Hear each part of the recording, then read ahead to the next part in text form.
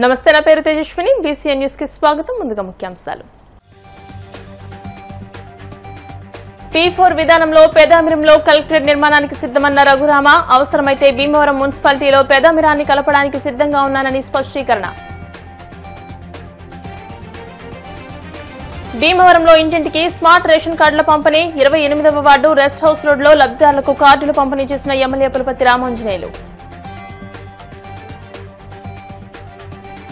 హిందూ మతం, హిందూ దేవుళ్లపై జగన్ కి వైసీపీ నేతలకు ఏమాత్రం గౌరవం లేదు. బ్రాహ్మణ కార్పొరేషన్ చైర్మన్ బుచ్చి రాంప్రసాద్ విమర్శలు.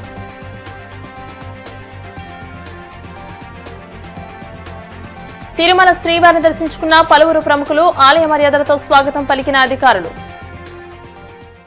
పశ్చిమ గోదావరి జిల్లా కలెక్టరేట్ నిర్మాణం విషయంలో జరుగుతున్న పరిణామాలపై డిప్యూటీ స్పీకర్ ఉండి ఎమ్మెల్యే రఘురామకృష్ణరాజు స్పందించారు. నూతన పశ్చిమ గోదావరి జిల్లా ఏర్పడ్డాక కలెక్టరేట్ ఆఫీస్ అద్దె భవనంలో ఉందని, మార్కెట్ యార్డ్ లో కలెక్టరేట్ కు స్థలం ఇచ్చినా కూడా అది ముందుకు వెళ్లలేదని అన్నారు.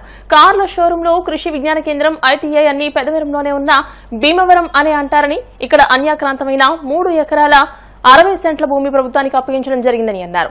100 కోట్లు పెట్టి స్థలం కొని ప్రభుత్వం ఇప్పుడు కలెక్టరేట్ కట్టడం కష్టమని అన్నారు. భీమవరం వేరు, ఉండి వేరుగా తాను చూడడం లేదని, రాష్ట్రంలో చాలా భీమవరంలు ఉన్నాయని, ఈ భీమవరాన్ని ఉండి భీమవరం అంటారని గుర్తు చేశారు. కొంతమంది సంకుచిత స్వభావంతో మాట్లాడడం హాస్యాస్పదమని అన్నారు. పెదమిరం గ్రామాన్ని భీమవరం మున్సిపాలిటీలో కలపడానికి సిద్ధంగా ఉన్నారని పేర్కొన్నారు. కలెక్టరేట్ ఆఫీస్ కు 70 కోట్లయితే 35 కోట్లు ప్రభుత్వం, P4 లో భాగంగా 35 కోట్లు తాము సమకూర్చి 2 లక్షల చదరపు అడుగుల విస్తీర్ణంలో నిర్మించాలనుకుంటున్నానని అన్నారు. త్వరలోనే శంకుస్థాపనకు రావాలని సీఎం చంద్రబాబు నాయుడును కోరానని, కలెక్టరేట్ కు తాను స్థలాన్ని సమకూర్చానని, సగం ధనాన్ని సమకూరుస్తానని మాట ఇచ్చానని అన్నారు.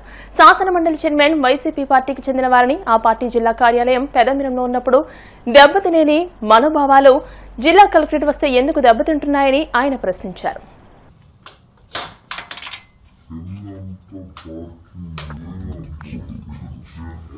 మీడియా మిత్రులందరికీ నమస్కారం. నేను అఖిల భారత స్పీకర్స్, డిప్యూటీ స్పీకర్ల సదస్సు గురించి 2 రోజులు ఢిల్లీలో ఉండి నిన్న లేట్ నైట్ రావడం జరిగింది. ఈలోపు ఇక్కడ నిన్న మిత్రులు, పెద్దలు మోషన్ రాజు గారు, చైర్మన్ లెజిస్లేటివ్ కౌన్సిల్, వారు కూడా ఒక మీడియా సమావేశం ఏర్పాటు చేసి అసలు ఏమి జరుగుతుంది, ఎందుకు ఈ డిస్కషన్ వచ్చింది అన్న దాని మీద మాట్లాడుకోవటానికి ఈ సమావేశం. మరి గత 3 సంవత్సరాలుగా, మూడు సంవత్సరాలు అయిపోయిందిగా, 3 సంవత్సరాలుగా అద్దె భవనంలో ఉంటుంది. సరే, మనకంటూ ఒక భవనం ఉండాలి. మరి గతంలో మార్కెట్ యార్డ్కి సంబంధించిన స్థలాన్ని ఇవ్వటం జరిగింది. మరి ఆ మార్కెట్ యార్డ్ సంబంధించిన స్థలం అక్కడికి వెళ్ళాలంటేనే మరి చాలా అతి కష్టంగా, క్లిష్టంగా ఉన్నందువల్ల అది ముందుకు వెళ్ళలేదు. మరి ఆల్టర్నేటివ్ స్థలం చూడాలి అని అనుకున్నప్పుడు భీమవరం పట్టణంలో ఎక్కడ మరి సెంటు ఎంత ఖరీదో భీమవరం అనేది మనం చూస్తున్నాం. భీమవరంలో మరి సెంటు 25 లక్షల నుంచి 30 లక్షల రూపాయలు అయితే ఖచ్చితంగా ఉంది. తక్కువలో తక్కువ. అది కూడా నేను భీమవరంకి ఆనుకుని అంతర్భాగంగా ఉన్న చిన్నమేరం, పెదమేరాల్లోనే, అది కూడా భీమవరం, అందరూ భీమవరం అనే అంటారు. మొన్ననే ఎవరో కొనుగోలు చేశారు 50 లక్షల రూపాయలు ఈ రోడ్డు మీద. అంటే ఎకరం 50 కోట్లు. అటువంటి విలువైన స్థలం అన్యాక్రాంతం అయితే, అన్యాక్రాంతమైన ఆ స్థలాన్ని మనం ప్రభుత్వానికి తిరిగి అప్పగించి, ఆ స్థలంలో ఉన్న వారికి ఆల్టర్నేటివ్ సైట్లు ఇచ్చి వాళ్ళని ఆ స్థలాన్ని తిరిగి ప్రభుత్వ పరం చేయటం జరిగింది. అది సుమారు 3 ఎకరాల 60 సెంట్లు. దాని పక్కన ఇంకాస్త స్థలం ఉంటే వారితో మాట్లాడుతున్నాం. వారికి ఆల్టర్నేటివ్ సైటు ఇంకో దగ్గర ప్రభుత్వ స్థలం ఇచ్చి దీన్ని ఒక పర్ఫెక్ట్ షేప్కి తీసుకొచ్చి, ప్రజల భాగస్వామ్యం గురించి ముఖ్యమంత్రి గారు ఈ మధ్యన ఎన్నోసార్లు చాలా స్పష్టంగా చెప్తున్నారు. రాష్ట్రం ఆర్థిక వ్యవస్థ భీమవరం వేరు, ఉండి వేరు. కానీ నేను చూట్ల మనం పెట్టుకున్న ఈ గీతల్ని చూపెట్టి కొంతమంది సంకుచిత భావంతో భీమవరం నుంచి తరలి వెళ్ళిపోతే మేము సహించం, మేము ఉద్యమాలు చేస్తాం అని మాట్లాడటం దురదృష్టం. సెంటిమెంట్ ఉండొచ్చు, మార్చుకోండి. ఈ సంకుచిత స్వభావం చాలామందికి ఉంటుందేమో అనే అనుమానంతో పెదామిరం పంచాయతీ ఈ సర్వే నెంబర్ ఏదైతే ఉందో ఆ సర్వే నెంబరు భీమవరం మున్సిపాలిటీలో కలపటానికి మాకు ఎటువంటి అభ్యంతరము లేదు అని కూడా వాళ్ళు నిరభ్యంతర పత్రం కూడా సమర్పించారు. నేను ఈ P4కి ఆకర్షితున్నాయి.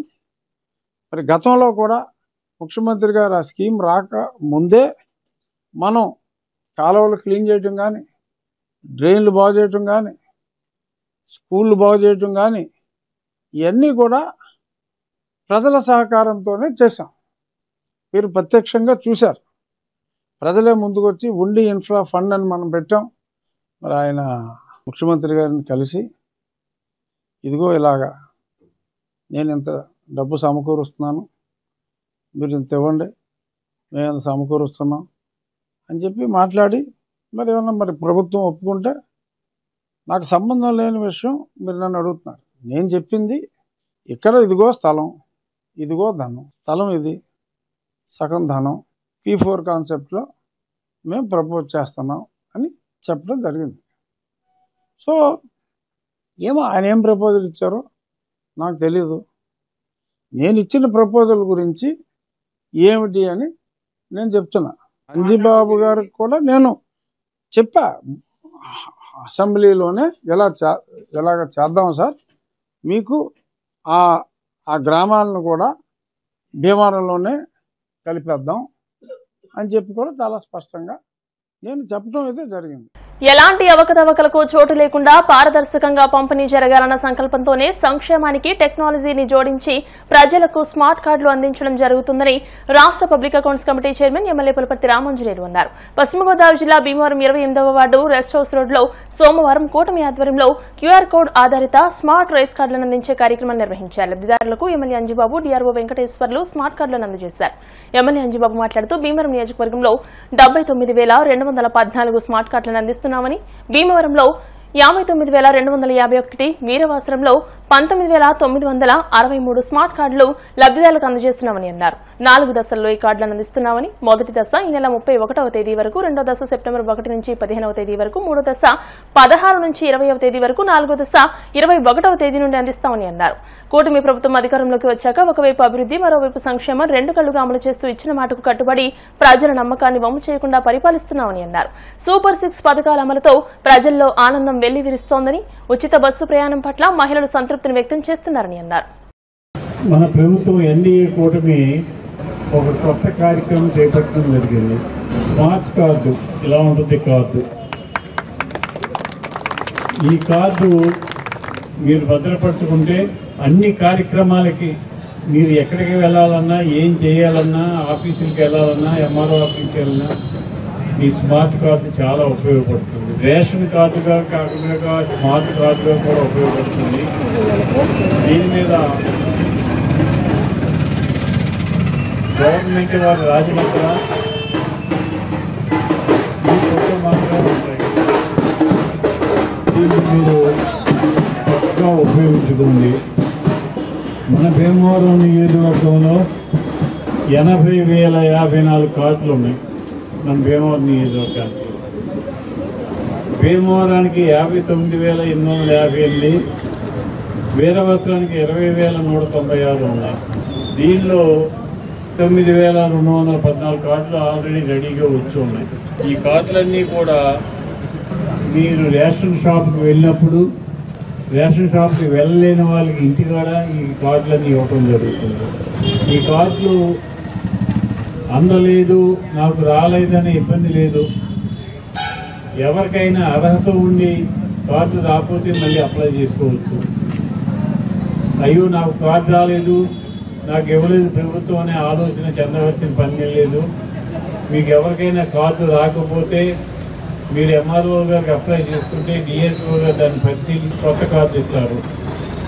అందరికీ కార్డులు, అర్హులైన పేదవారందరికీ కూడా ఈ రేషన్ కార్డులు ఇవ్వటం జరుగుతుంది. స్మార్ట్ కార్డు వలన మీకు ప్రభుత్వంలో జరిగే లావాదేవీలన్నీ కూడా ఈ కార్డు ద్వారానే జరుగుతాయి. ప్రభుత్వ ఆలోచన ఒక్కటే, పేదవారు ఎప్పుడు సంతోషంగా ఉండాలి, పేదవారు పేదరికంతో మగ్గిపోకూడదు, వారు కూడా జనజీవన స్రవంతిలో సుఖంగా జీవించాలనే ఆలోచనతో ప్రభుత్వం నడుపుతుంది. ఈ ప్రభుత్వాన్ని మీరు మంచి ప్రభుత్వంగా గుర్తించండి. మంచి కార్యక్రమాలు చేస్తుంది. ఇది చక్కని ప్రభుత్వం. ఇది మాటల ప్రభుత్వం కాదు, చేతల ప్రభుత్వం. చేతలు చేసి చూపిస్తుంది. ఈ పనులన్నీ చేసి మీరందరూ సుఖంగా ఉండే విధంగా ఆలోచన చేస్తాం. క్యూఆర్ కోడ్ ఆధారిత స్మార్ట్ రైస్ కార్డులు 4 విడతలుగా ఇస్తున్నారు. మొదటి విడత 25 నుంచి 31 వరకు. ఈ కార్డులన్నీ లబ్ధిదారులందరికీ ఇంటి వద్దనే ఇచ్చేటట్టు ఏర్పాటు చేశారు.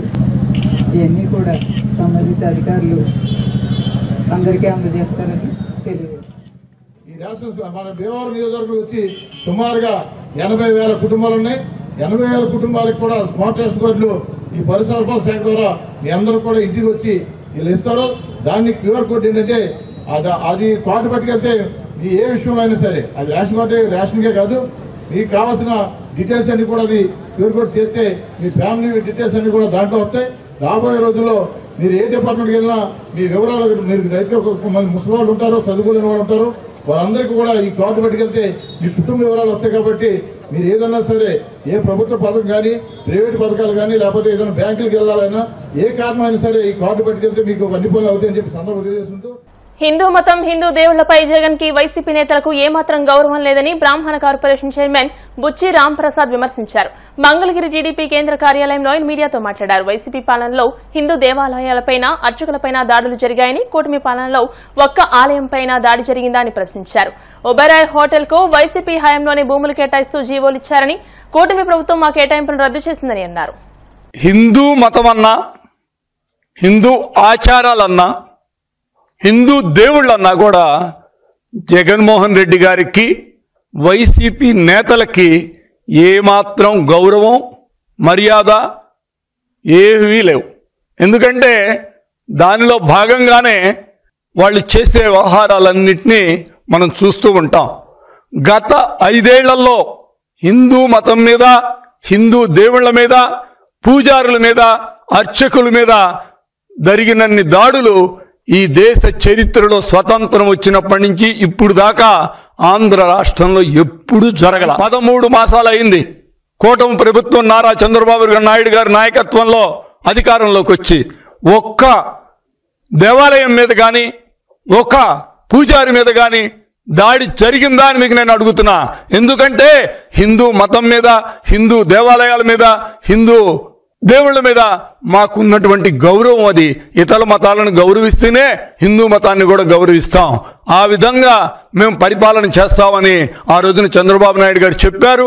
అదేవిధంగా పరిపాలన కూడా జరుగుతోంది. ఈ కరుణాకర్ రెడ్డి గారు ఇవాళ నిన్న మాట్లాడుతూ ఓబెరాయ్ హోటల్కి ఇచ్చిన స్థలం గురించి టీటీడీలో నిన్న తీర్మానం చేసిన దాని గురించి మాట్లాడారు. అయ్యా, దీని మీద మీరు ఒకటి తెలుసుకోవాలి. ఇది గత ప్రభుత్వం అంటే జగన్మోహన్ రెడ్డి గారు 2021లో 25 ఎకరాలు ఓబెరాయ్ హోటల్ తాజ్ గ్రూప్కి కేటాయించింది వైసీపీ ప్రభుత్వం. ఆ రోజున టీటీడీలో తీర్మానం చేసి అలాట్మెంట్ కూడా ఇచ్చేసింది 25 ఎకరాలు.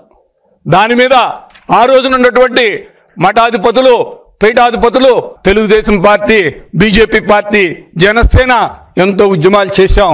అయినా ఎటువంటి స్పందన లేదు. మీరు అట్లాగే ఉంచారు. అక్కడేమి కన్స్ట్రక్షన్ స్టార్ట్ కాకుండా ఉంటాం. మా హిందూ మతం అదృష్టం. జూ పక్కనిచ్చినప్పుడు, పడమర పక్క జూ పక్కనిచ్చినప్పుడు ఏం చేస్తున్నాడు? మీరు గాడిదలు కాస్తున్నారా? ఆ రోజున మీరు ఏమన్నా బయటకు వచ్చి మాట్లాడారా? కరుణాకర్ రెడ్డి గారు మీరు ఎప్పుడు మాట్లాడరు. మీకు కావలసినవన్నీ మీరు చేసుకుంటుంటారు. ఏదన్నా ఇప్పుడు ప్రభుత్వం, మీ ప్రభుత్వం లేకపోతే టీటీడీ మీద, హిందూ దేవుళ్ళ మీద, ఎందుకంటే ఒక సెంటిమెంట్ రగిల్చి ఒక పద్ధతి ప్రకారం హిందూ దేవుళ్ళ మీద తిరిగి ఎదురుదాడి చేస్తున్నారు ఇక్కడ. ఎందుకంటే ఈ ప్రభుత్వంలో చాలా సౌమ్యంగా ఉంది, చాలా నీట్గా ప్రశాంతమైన వాతావరణంలో అన్నీ జరుగుతున్నాయి. వీటన్నిటినీ భగ్నం చేయడానికి మీరు చేసే ప్రయత్నం తప్పితే ఇది వేరేది కాదు. ఇలాంటి ప్రయత్నాలు మీరు ముందు మానుకోవాలి అని మరొకసారి నేను తెలియజేస్తున్నా. అయ్యా, ఒక్కసారి మీరు ఆలోచించండి. మీ గురించి మాట్లాడాలంటే ఒకటి కాదు, రెండు కాదు, వరుసన చెప్పుకుంటూ పోతే చాలా ఉన్నాయి. ఇనాం భూముల్ని కొట్టేసింది వాస్తవం కాదా? తర్వాత స్వర్ణముఖిలో 9 ఎకరాలని ఫ్రేమ్ ఇది కంచేసి పెట్టారు. దాని మీద ఎంక్వైరీ జరుగుతుంది. ఇప్పటికైనా బుద్ధి తెచ్చుకొని ఆ భూమిని తిరిగి ప్రభుత్వానికి అప్పచెప్పి క్షమాపణ చెప్తే మీకు గౌరవం ఉంటుంది. ఎందుకంటే మీరు కూడా ఆలోచించండి, ఇలాంటి తప్పుడు పనులు చేయొద్దు. దేవుడి భూమి తిన్నవాడు ఎవ్వడు కూడా బాగుపడలేదు, నాశనం అయిపోతారు వ్యవస్థ. ఎందుకంటే దేవుడు అనేవాడు అందరినీ కాపాడేవాడు దేవుడు. మీకు ఆయన మీద నమ్మకం లేకపోవచ్చు, మీరు రకరకాల నా నోటితో చెప్పలేని మాటలు మీరు చెప్పారు. నక్సలైట్ ఉద్యమంలో ఉన్నప్పుడు దేవుడిని నల్లరాయి అన్నారు, క్రిస్టియన్ పద్ధతిలో పెళ్లిళ్ళు చేసుకున్నారు. ఇక మీ గురించి చెప్పాలంటే రకరకాల వ్యవహారాలు ఉంటాయి. వాటన్నిటి మీద నేను పోదలుచుకోలేదు. కానీ ఇప్పటికైనా మీరు ఈ దుష్ప్రచారాలు మానేసి తిరుపతి, చిత్తూరు జిల్లాల్లో పెట్టుబడులు రాకుండా మీరు చేసే ప్రయత్నంలో భాగంగానే ఇది జరుగుతుంది తప్పితే వేరే కాదు. ఇప్పుడు కాసేపు ప్రకటనలు.